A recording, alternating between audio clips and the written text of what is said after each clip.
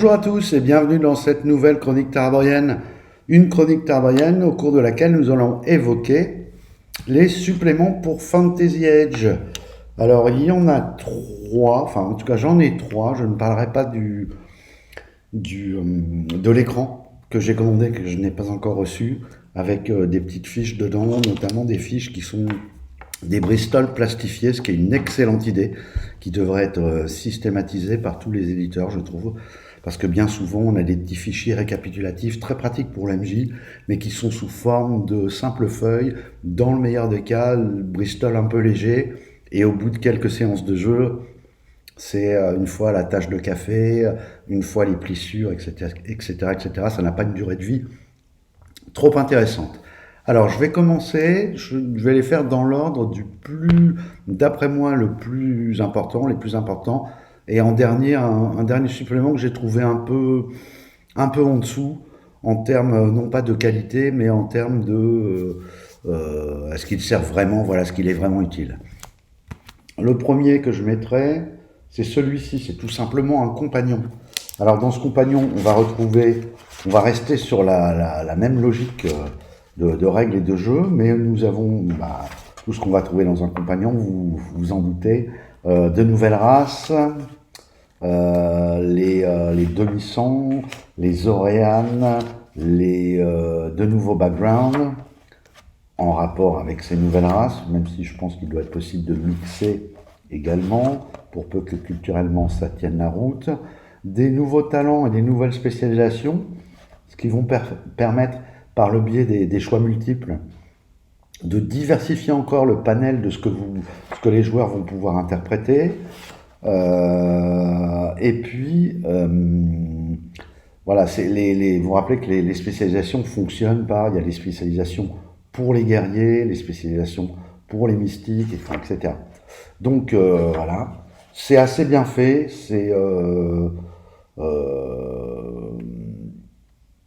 je dirais que c'est pas indispensable, mais ça augmente le spectre de ce qu'on peut faire jouer, donc c'est bienvenu.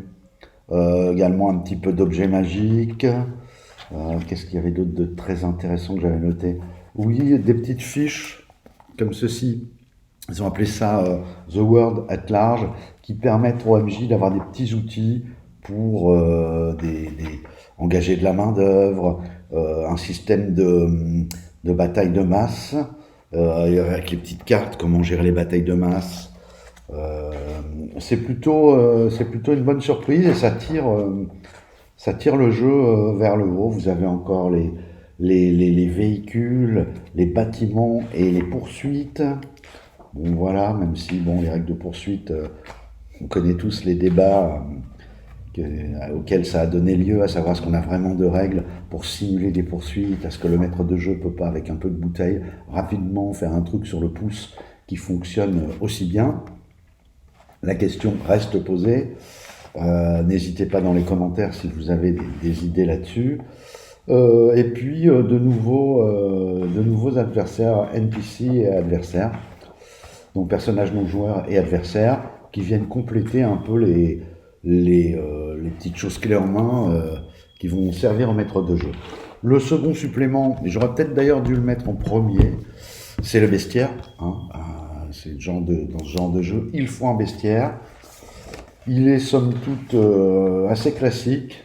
Voilà, généralement les créatures c'est sur 2 pages comme ça, avec une illu, un peu de lore, la table. Alors c'est surtout que vous voyez, c'est pas du tout le système de la 5e ou de l'OSR pour les tables de monstres. Donc c'est vraiment pratique d'avoir le bestiaire.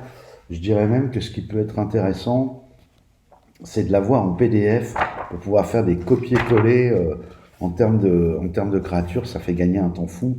Si vous devez rentrer dans vos scénarios, dans vos préparations de scénarios, toutes les créatures à la main, il y a des tableaux, vous voyez, il y a les compétences qui sont en colonne. Je vais le montrer de plus près. Ouais, évidemment, toujours pas au point sur ça. Voilà, vous voyez, en colonne, la première colonne, en fait, c'est les scores de compétences.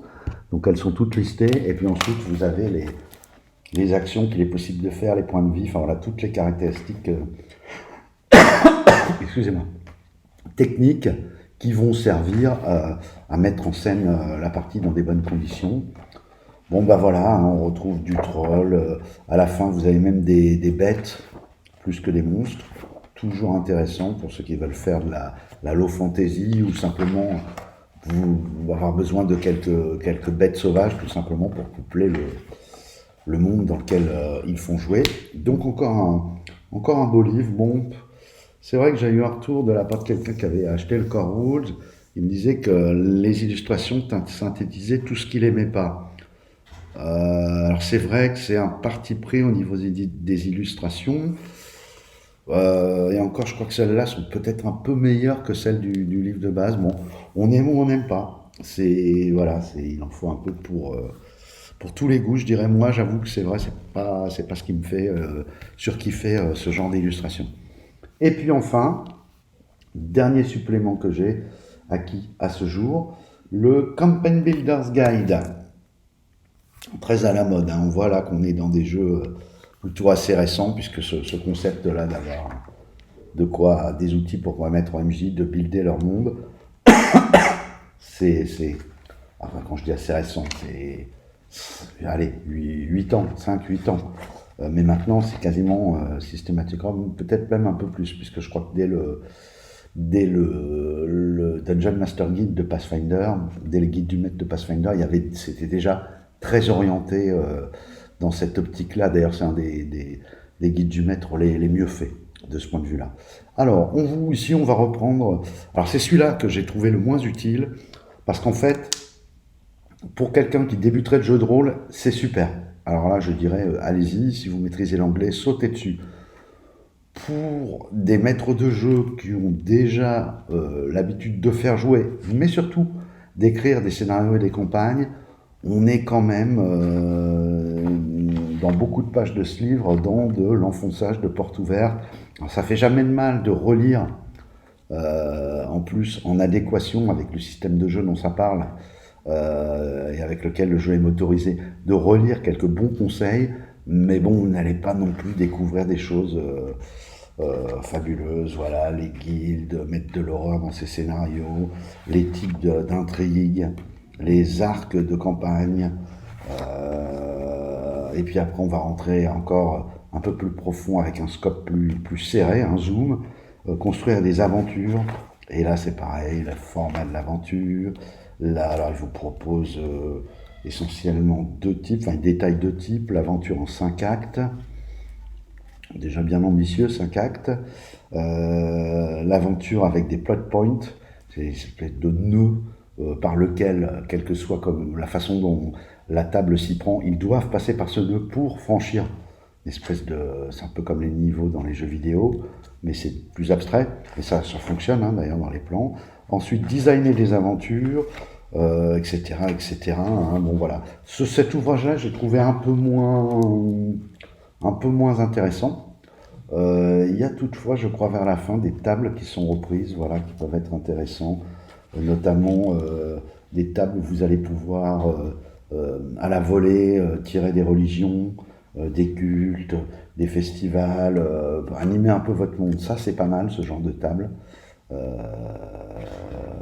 Voilà, je crois que c'est Goodman Games qui avait un bouquin qui est super bien, où vous designez tout à partir de table. Vous ne faites que jeter des dés et l'aventure se crée devant vous. Il ne reste, enfin, en tout cas, les concepts de l'aventure, et après, il ne vous reste plus qu'à rédiger pour ceux qui veulent que ce soit un peu rédigé. Donc voilà, donc un ouvrage, bon, ça, moi j'avais envie d'avoir la série parce que je pars toujours du principe que si les éditeurs, ou plus particulièrement les auteurs, plus exactement les auteurs d'un jeu, prennent la peine de sortir des manuels, c'est qu'ils pensent que ça va servir leurs propos, et c'est souvent le cas. Bon, on a quelques exemples de remplissage, mais généralement, c'est quand même les suppléments sont quand même bienvenus pour étoffer soit l'univers, soit les règles de jeu en lui-même. Donc j'aime bien avoir une vue la plus large possible. Je ne sais pas s'il y a d'autres choses prévues. Je crois qu'il y a des scénarios. Il y en a un que j'ai pas pris où en fait ça s'appelle l'ERS, et ils ont compilé c'est des rencontres que vous pouvez faire jouer telles quelles, quasiment clé en main, et qui ont un caractère un petit peu générique, type une rencontre qui se passe dans une forêt. Donc vous pouvez aussi la faire intervenir dans votre campagne. Et imaginons que votre troupe de joueurs soit sur un voyage, ça manque un peu d'action, vous avez un peu envie d'impliquer un peu plus les joueurs et de revenir sur quelque chose de plus, voilà, de faire monter un peu la tension, et ben vous allez utiliser voilà, une rencontre dans une forêt. C'est des outils, c'est toujours bon de les avoir, et voilà, et ça fait pas de mal. Et puis pour ceux qui sont atteints de collectionnite aiguë, bon là, vous voyez, on a sur 4 ouvrages. Encore une fois, hein, chacun appréciera les illus, le dessin. Je ferai un retour sitôt que j'aurai fait jouer une partie. J'espère rapidement. Bon, j'ai pas encore reçu l'écran. J'attends. J'ai déjà noté quelques petites prises de notes en lisant les ouvrages pour quelques axes pour me donner des petites idées de scénario. Et voilà, j'ai hâte, comme souvent, lorsque je reçois un jeu, que je le lis et que ça me plaît, ou que j'ai au moins la curiosité de voir ce que ça va donner en partie. Moi, ça m'a l'air une proposition intéressante. Je demande à voir et ferai un retour après avoir fait jouer une partie dès que cela aura été fait. Voilà, sur ce, je vous souhaite une bonne fin de... Vous compléterez par vous-même. Et je vous dis à très bientôt pour une prochaine vidéo. Au revoir.